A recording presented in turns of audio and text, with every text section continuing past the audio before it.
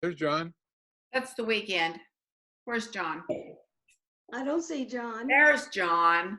Where? Hi, John. Somebody's knitting there. Thank you. How are you this evening? Hello, everybody at John's. Oh, let's see who else is here. No, this is. Does everybody have their wine open according to John's Yes, we do. recommendations? If you haven't opened your wine yet, this is a good time to do it. There's Leonard. Alyssa and Rhett. Oh, there's Rhett. Hey, Rhett. Looking good. That must be Donna's grandson. My grandson, everybody down here at Alyssa There he is, down at the bottom there. and Rhett. Personal wine expert. Young folks are the picture. Here. Does he have a Young name? folks. I guess we don't have to do anything. That says meeting ID and password. I don't know. And Elisa. There you are, Jeanette. There you are. Okay, John, how are we doing on attendance? We're doing good. Kern and Diana are new members down there at the bottom. They're like two doors down from Tom and Jerry, man. There's Howard. Hey, Howard. Welcome. I see nine galleries. That's it. Gerald is on. It's 5 o'clock. I'm going to call the meeting to order. I'm going to see, there's Mary Robnett just came on. I'm going to mute all and wave if you can see me. Can you see me? Here's Marianne. Can you hear me? Yes. Okay, if you can hear me, that's kind of cool because I can't hear you, but you can hear me. Anyway, no power play here, but that way I can hear myself think and we don't have a lot of distraction or telephones or car traffic, etc. So I'd like to welcome you to the meeting. This is the first ever Zoom meeting of the Grapes R Us wine group. So, hey, cool. And we may have to do this again. But welcome. It's 5 o'clock. We're going to have a half-hour meeting, 40 minutes at the most, because this is a free service. So I hear some mumbling in the background there. I'm not sure why that is, but I may have to remute some people if they unmute themselves. Anyway, I'm learning this too, but welcome. And first order of business is I would like to welcome Jerry DeSimone to the meeting. Wave, Jerry. Jerry's down there. She's in my lower left of the screen. Jerry is our new treasurer. So welcome, Jerry. Thank you for stepping up and being our treasurer, especially now that we're collecting all this wine money for whole bottles of wine. Wow. Just a couple of administrative or business things about the site. One is that if you have questions during John's presentation, that'll start shortly, there's two ways. You can just hold those until the end, or you can type them into the chat function if you want to. And we'll save those to the end and read them.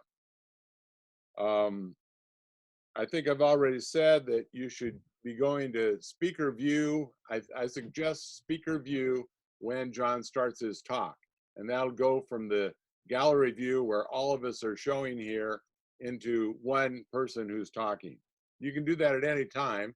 If you want to see my face nice and big, you could try it now. Or you can see everybody else in postage stamps. So we will have a short meeting. I'm going to actually video this for John. So if you don't want to do that, you can close your camera, and you can do that at any time. Actually, you can turn off your video. You have a static background.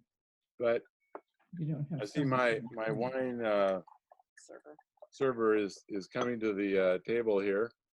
So I think that's about it as far as anything that I need to say. If anybody has anything really important to say to the wine club, go ahead and raise your hand on screen and I'll try to unmute you so you can share. I don't see anybody. Okay, there's Kathleen. Did you want to say something? Yes. Yes. Go ahead. You need to mute Barbara Ann. That's all I wanted to say. Oh. Need to mute. Okay, I'll mute Barbara. I'll try to pay attention to the screen. I gave people the freedom of unmuting themselves, but if it becomes a distraction, I'll remute. Thank you. Okay. Hearing no, it looks like everybody's signed on. There's nobody waiting in line. So I'm going to close that out and turn the meeting over to John. So, John, it's all yours. I think I'll unmute John. Unmute me. Am I unmuted? You're on. I'm on. Beautiful. It's good to see everybody. Thank you so much for helping, cooperating, and helping us put this together. It's coming out better than I even thought. So I'm kind of excited. So good stuff. Did they put me on speaker view? I can still see everybody. Then I introduced new members here. The Van Hungen. How do I say your last name? Van Hungen? Hungen? Oh, they're muted. Van Hungen. Van Hungen. Okay, they're roof mates of my aunt and uncle Tom and Jerry. You guys remember them? Yeah. So, am I muted or am I talking? You're talking. I'm talking. Good. Okay, life's good. All right, guys. So, welcome to the new reality. Different days, different things. What we did this time in putting this together was I called Total Wines and More when I got a consensus as to how many people were going to sign up for today. I was surprised. 23 people. That's very impressive, and that was good stuff. So we called Total Wines and I said, okay, I've got $30 and pick out 3 wines for me. And we decided to go with Pinot. So we were having a Pinot party tonight. And so we've got a Pinot Gris, Pinot Gris and Pinot Grigio being the same grape. And we're having a rosé of Pinot Noir. And we're also going to enjoy a Pinot Noir, a California Pinot Noir. Before I get started on the wines, hold on just a moment. Mom made me something. She's been making masks. And so I have a very special mask for the wine meeting. Here we go.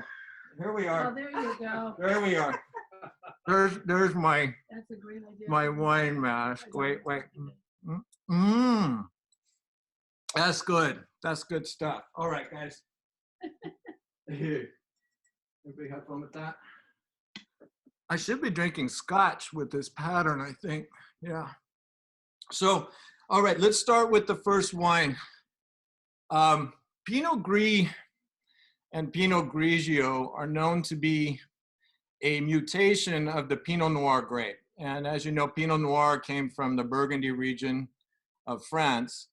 And so the Pinot Grigio that we're going to be tasting tonight it's an Italian Pinot Grigio from the Venezia region. And it's just kind of a broad spectrum Pinot Grigio. So you're going to get some nice, bright, zesty, good character, kind of think like lemon peel, very summery. All of these fall under a category that we in the wine business call patio pounders, and suitably we're on the patio. So here we are. Smell, swirl. Hey. Watching you. Swirl, sniff. Oh, zesty. Right there. Feel it? Shirley, you doing it right? We're liking that. Patio pounders. Patio pounders. I know, it's good stuff. Good, good. Raise your hand if you liked it. Don't be nice. Barbara, what are you drinking? Show me. Coffee. That's great. That's Sorry. great. Rum and Coke. Rum and Coke. Perfect. Perfect. Delicious. Just a moment. Coming back. You can pour those out. It's okay. I poured an awful lot. Moving on. We picked a rosé of Pinot Noir. What's that? Somebody clocked in there. We picked a rosé of Pinot Noir. So the Vin de Paille is kind of the Central Valley of France. So down in the southern portion along the Mediterranean. And so the fruit gets nice and ripe and nice and bright there. And this one's done in the Saignée method. Most rosés on the Saignée, what they're going to do is they're going to take their red grapes, they put them in the crush and they crush them, leave them on the skins for just a little bit, and then pull off some of that juice before they ferment the full red wine. And so that's going to leave the wine this kind of pale salmony color. And so that's what a rosé is. Now, when they ferment it, it doesn't go into wood, it goes into stainless steel. They're not going to add any flavors or any particulates to it. And it's going to give you a very dry, because they ferment it all the way down. There's no sugar. So the difference being, a lot of times when I pull up a wine like this at a tasting, oh God, no, I don't want Beringer White Zinfandel or Söderholm White Zinfandel. The difference being those are blush. This is a rosé. So blush still has sugar in it. So this is bone dry. Are we tasting this? By the way, my guests this evening, you remember Jack and Kathy, they're sort of roof mates. They're more like lawn mates across the way here. And then this is my roof mate, Anita. So they're joining us tonight. So Just a little. just a little. All right. Kathy, not a little. No. All right. Get the color. Look at the light coming through. Oh. Big sniff. You should really smell a nice floral, like the flowers that are kind of blooming around on our patios and all that right now. Take a couple of whiffs of that. It really adds to what you're tasting when you're tasting this rosé. So.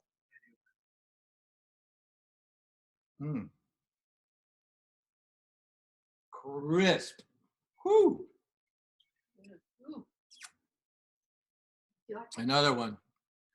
With this one, I'm thinking shrimp, boiled shrimp with an Asian sort of chili sauce with it. That would be really, really good. There's plenty of acid in there. Some nice flavors. We're not doing comments. What do you think? Are we liking this one? Are we liking this one? Yeah. Cheers. Oui, chef. Chef, I got a thumbs up from Donna. Good. I'm not pouring this one out. This is really good. Brian, are you liking this one? Yeah, that's your style. Yeah, definitely. I like that one, Anita. I like the first one better. You like the Pinot Grigio better? Yeah? The first one, yeah. Yeah. Okay. How about you two? Yeah, I like the first one better. You like the Pinot Grigio better? I Just like a little. the peanut, but I enjoy This this is nice too. too. Yeah, this is good. This is good. Okay. There's the consensus from this patio. My kids would like. Yeah, good. We're gonna do. I hope you put a slight chill on this. What happens with Pinot Noir, room temperature this time of the year in Southern California is if you don't put a slight chill on it, the first thing, this meeting has been upgraded by the host and now includes unlimited minutes. Atta boy. Thank you, Max. Oh no. Oh no. You're actually gonna let me talk? He's always trying to shut me up. Okay, so I'm gonna pour this and then I'm gonna pass it around. Huh? Do what? I said, he must have the big bucks. I told him, he said, we can't do that or something, or I don't know. He just tries to get me to calm down because I like to talk, blah, blah, blah, blah. I'm going to take a moment to, down on the bottom of my screen, I don't know if he's on the, but there's Howard. Howard went with me. We rode around in my golf cart all day on Wednesday and delivered wine. That was so much fun. We got done and I said, oh, I don't want to be done. I want to keep going. We really enjoyed that. It was good to get out and see everybody and share with you, and so happy to see everyone aboard. So, alrighty, this is a true California Pinot Noir. I tasted it at 10:30 this morning, and I was having avocado toast, and the Pinot Grigio with the avocado toast was spot on, so good. I told Kathy, I went over and Kathy said, "Ooh, she's avocado toast. What are you eating?" You know that, but it was really good with the Pinot Grigio, and so this one, I want lamb chops with this. I really do. I want lamb chops with a little rosemary and a little garlic going on, and some good quality extra virgin olive oil. A nice flavor. Oh, Mm. The big kids tell me it's difficult to grow. Exact same Scott. background. Scott. The big kids tell him that Pinot Noir is difficult to grow, and he's exactly right.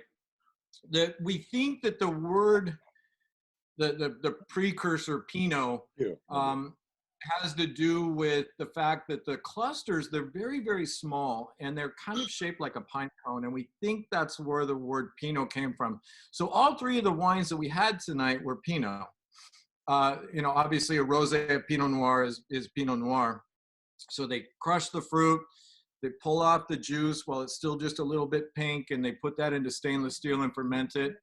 The Pinot Grigio and Pinot Gris are known to be basically mutations of the original Pinot Noir. The skin is kind of gray on it. So as they ferment that on the skins to get some phenolics into it and get the flavors, it doesn't develop that red color, or generally a sort of pink color. So that's Pinot Gris and Pinot Grigio. Pinot Noir, very difficult to grow. Very difficult to grow in certain regions. Now, it loves Santa Barbara, just north of us. Loves it. Leonard, who's online, he lived up in San Luis Obispo, and he's always talking about some just fantastic Pinot Noirs he got up in San Luis Obispo. And but it's really kind of one of my favorite varietals. So this is a fun night for me. I'm enjoying this. Everybody having a good time? Yeah. Yay. Max, why don't you open it up for questions? I can do that. I can do that. It's not a cross. Do we have time? See any questions on the chat line? I was just looking at that, so we can take live questions now. So I'm gonna unmute everybody. What you might do is just raise your hand and then start talking, and be respectful to anybody who is talking. And I will call, and I think it's Barbara. Go ahead, Barbara. In Southern California, and then he went to something else. What was he gonna say about the Pinot Noirs, the reason for refrigeration? Good, awesome question, Barbara. I think I did start to talk about it and I got sidetracked, which I'm wont to do periodically. So I didn't want you to refrigerate it to the point where it was really cold. The temperature. Why at all? Okay, so when you open a Pinot Noir, what I was taught by Robert Lawrence Balzer, and you and I have talked about him, you put it to your nose, and the Pinot Noir should smell like dew dripping from a rose petal on a June morning. That's Balzer. So if it's too warm, if it's, I'm getting all kinds of cross here. If it's too warm, then just be kind of like fire in your nose. So if you just cool it down a little bit, 56 degrees is optimum for Pinot Noir. If there's any other questions, just raise your hand and I'll unmute. Brian, Becomes a little too, okay. I will unmute Brian. hi Brian, go for it. Oh, audio. Okay, I just wanted to thank John for getting the wines. I'm surprised that you can get all three of these for under $30. I mean, if that's their best price, that was a good deal, unless they gave you a good deal on it, because they're nice wines. Thank you, Brian. The Total Wines has been really taking good care of us. And, you know, it was interesting. I'm a control freak. I don't know if you know that about me. But to be able to put that into their hands, to call, Travis is our guy up there. Great big Asian guy, huge. Guy's like 6'3". He's enormous. And big booming voice. And I called him and I said, Travis, pick 3 wines for me. I got $30 to spend. And this is what he picked. So I'm happy with what he was able to put together for us. Yeah, they were all good. They were all good. Thank you. Oh, that's right there on Moore Park. Yeah, it's in there. Awesome. Nice. And the Pinot was quite good. I think, You like that? Oh, Pinot. Mary, do you have your hand up? Mary? Yes. Yes, we want to know where this wine shop is. Where's Total Wines? Where's Total It's- Wines? Okay, so Total Wines and More is on Moore Park Road, back that way. Right. Up, yeah. Let's see. There's a Best Buy in the sim parking lot, and there's a Mimi's there. So it's kind of between Hillcrest and I don't know the names of the streets up there. Oh, So, okay. Anyway, Oh, Okay. okay. You come up more So Park it- Road, it's- so from, okay. it's an enormous shop. It is really well put together. And the people who are working there are all very talented, and they kind of have a good idea of what to help you with once they learn who you are. I think Pat has a question. Pat, That was actually my question. same question. Good. Yeah. Have you got me? Okay, I have a question. I have a friend who only likes white Zinfandel. How do any of these compare to that? So White Zinfandel, what you're telling me, it tells me a lot about your friend. Your friend likes drinks that have a certain level of sugar in them and a certain level of sweetness. So White Zinfandel, what they do is they stop the fermentation and they leave residual sugar. So on these, we're down to way below 1% residual sugar. White Zinfandel is going to be anywhere between 3 and 5%. So what you're tasting, I call it Kool-Aid. Sorry, I don't want to be a snot, but that's what I say. Is Kool-Aid. But you know, if you want to introduce your friend to wines that have a similar fruity sweetness, Rieslings, Gewürztraminers, wines like that, they have kind of a sweet profile without being sugary sweet. I say it's like biting into a fig. You know, a fig just doesn't taste like it's got sugar spread on it, but there's a beautiful, rich sweetness to it. So Riesling and Gewürztraminer is a good way to go. Thank you. Yeah, it was. You've got your hand up. I see a question there from Deb. Hi, we I have it. we were gifted an aerator that we put on this Pinot that we just had. What's the purpose of that? We'll show you what it is. Yeah, show me. Good. This is the aerator right here. My daughter. Oh, okay. No, they're very good actually. When you first open a wine, mostly on red wines, because the phenolics in red wines are very compact and they tend to be somewhat extracted. So in order to really enjoy the wine, you want it to open up and get some oxygen going in it and get those flavors all around your mouth. If you just poured the Pinot Noir and had just opened it, it's going to be a little, what I call tight, and you'll get some characters like green vegetables. When you pour it through the aerator, it's really getting some oxygen going in it. And so for red wines, it's a great way to go. These little things, if you see a little thing that I'm pouring there? These have little screens in them, and we use them in the wine industry because they're easier sort of to measure pours, and Me it's got a too. little cover on it. And so, yeah, they're I have one of so, these yeah. too. See this thing we A have Vinturi, too. that's a Vinturi. Same thing. It's got a little hole drilled in the side, and it gets air in it during the wine. Right, right. Yeah. They're good. Well, I'll tell you, Good. this really worked for this lovely Noir because it's really good. It is really Good. good. Yeah. Oh, that's great. I'm glad you're enjoying it. I see Nancy has a question. Yes. Can you hear me? Yes. Well, to begin with, I'm 90 years old, and believe it or not, my doctor prescribed having 1.25 ounces of red wine, Pinot Noir particularly, every night. And then once a week, I can have all I want to drink.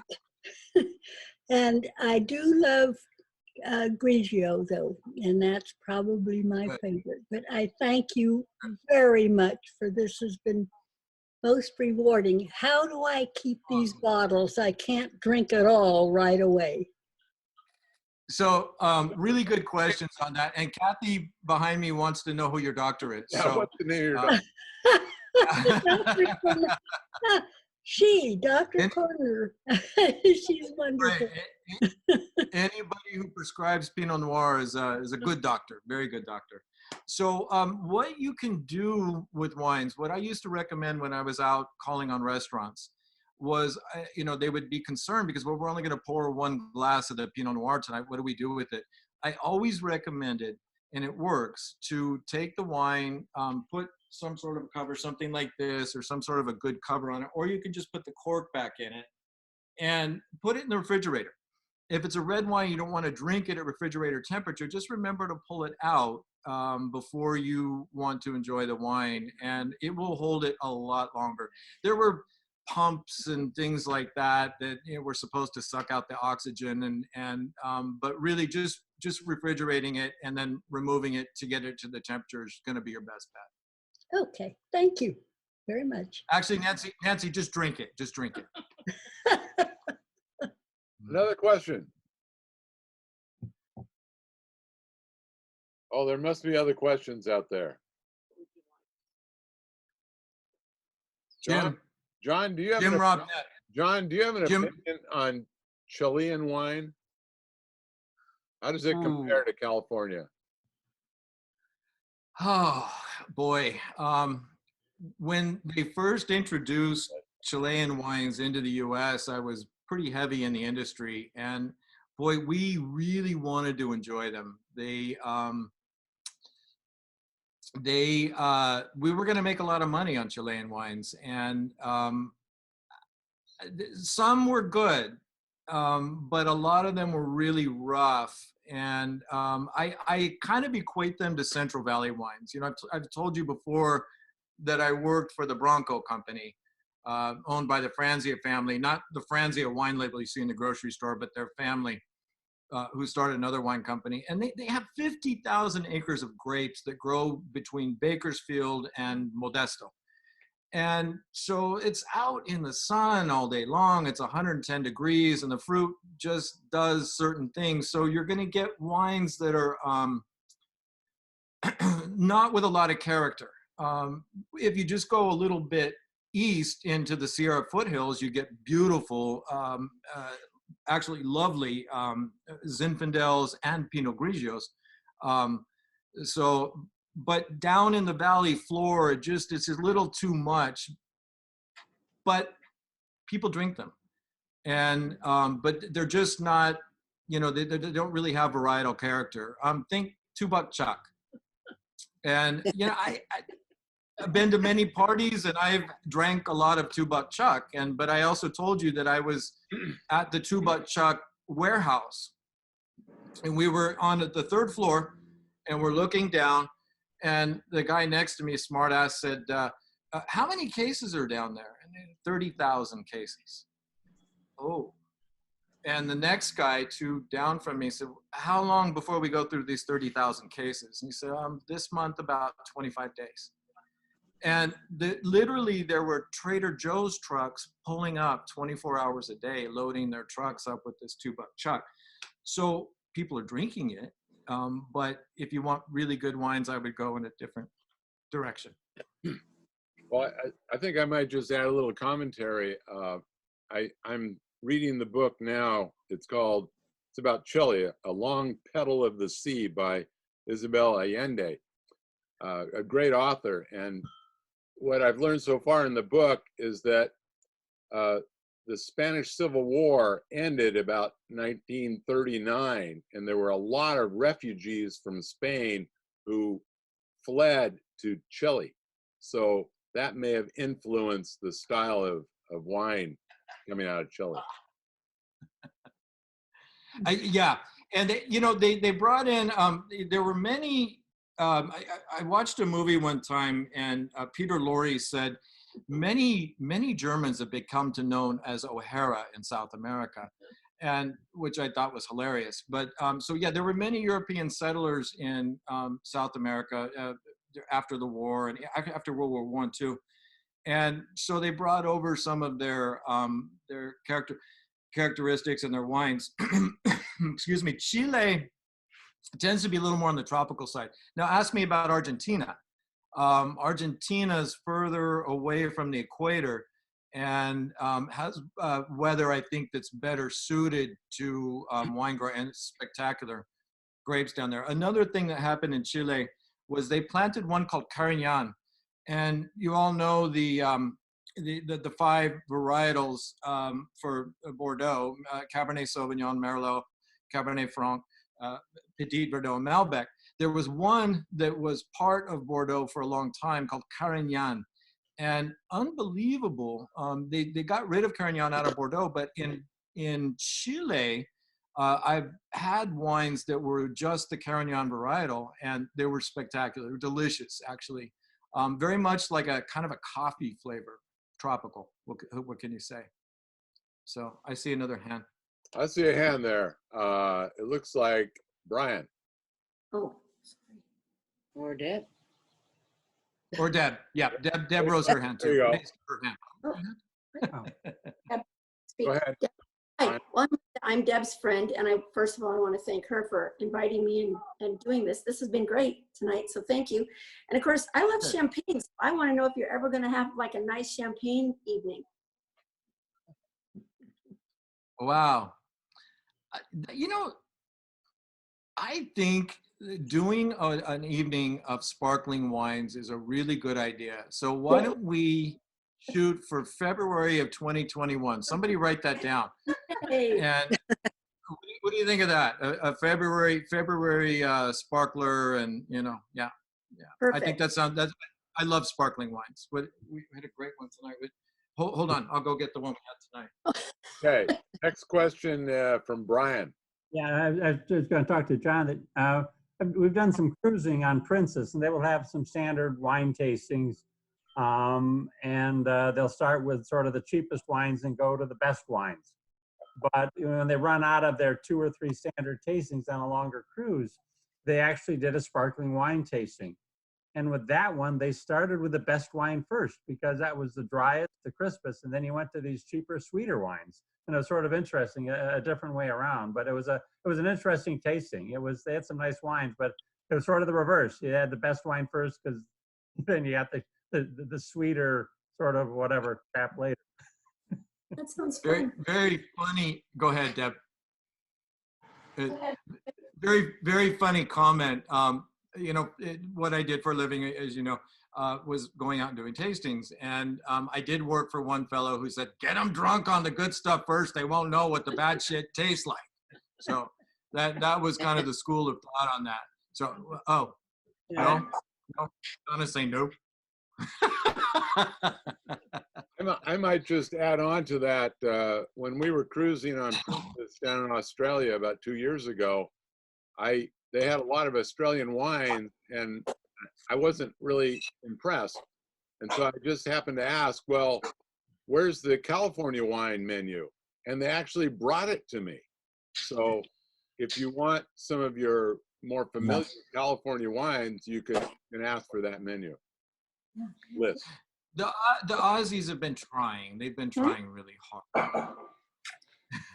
So, if there's any other questions, let's take a couple more, and then we ought to wind this down.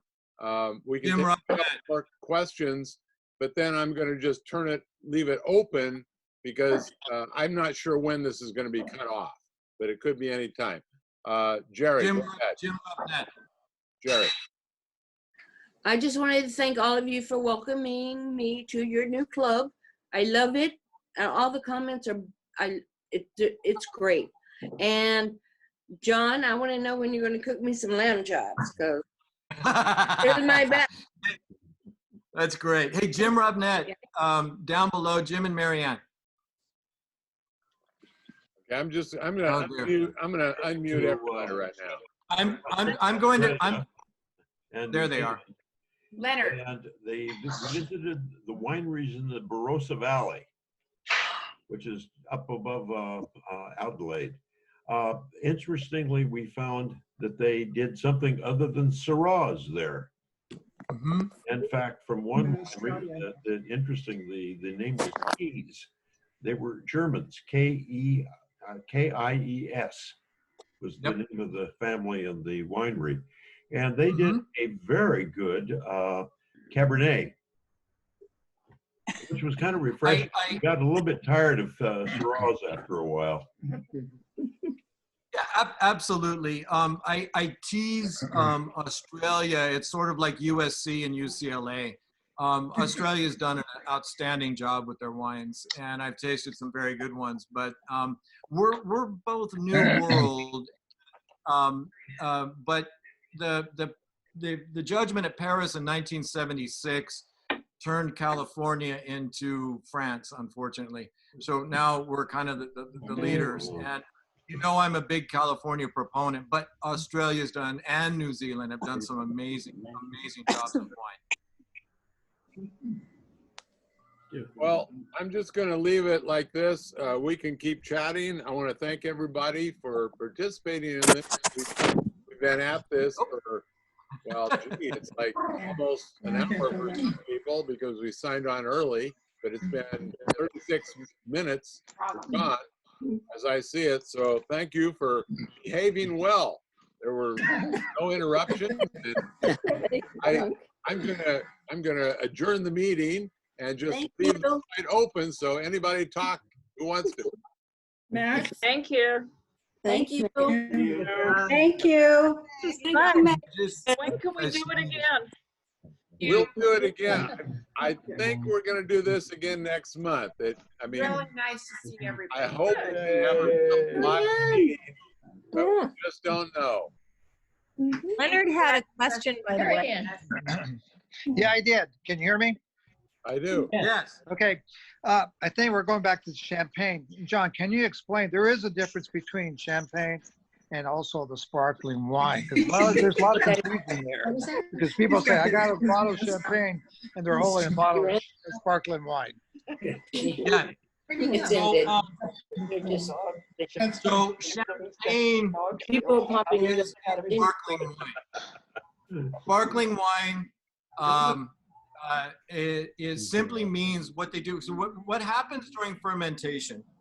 The yeast cells come in and they consume the sugar, and they expel two things. They expel carbon dioxide and they expel alcohol. So Robert used to say they piss out alcohol and they fart out carbon dioxide. And so if you trap the carbon dioxide in the vessel that it's being fermented in, the bubbles will stay in the wine. And so that's méthode champenoise. Champagne is a specific region in France. And so because French laws are so tight, they have to use certain grapes and they have to use certain winemaking techniques. Sparkling wine can come from anywhere in the world. And they have another method called Charmat where they just shoot the bubbles into wine that's already just been fermented. So, yeah. So I've just been reviewing the chat line here, and there's a lot of positive comments about this. Please send your comments to the Grapes R Us email site, and we'll learn from that. But one comment I'm going to mention, which is Someone asked, when is John going to cook for us? Cook dinner for us. I like to cook. Everybody started laughing. Nice. I'm not hearing an answer to that. Well, we'll put something together. I really, we've been talking about doing a wine and food pairing for quite a while. Yes, that's And, what yeah, my I next question. love doing it, and it's something I'd really like to do. We just need to work out the devil's in the details kind of thing. You know, everything's different now. So I would like to do it in the AR and use our kitchen and a caterer. That would be my choice. Ooh, I like that. Max, Something. Max, Yes. where are you?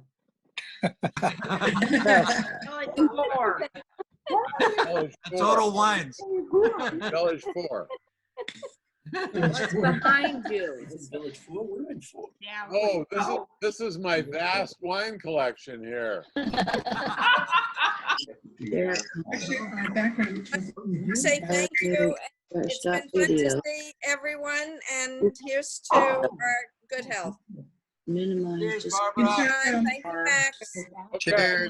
Bye-bye. I think we're going to See everybody. Ask them how to do it again. Cheers. Cheers. Oh, because you could be sitting on. Thank you. Oh my God, there's Jen.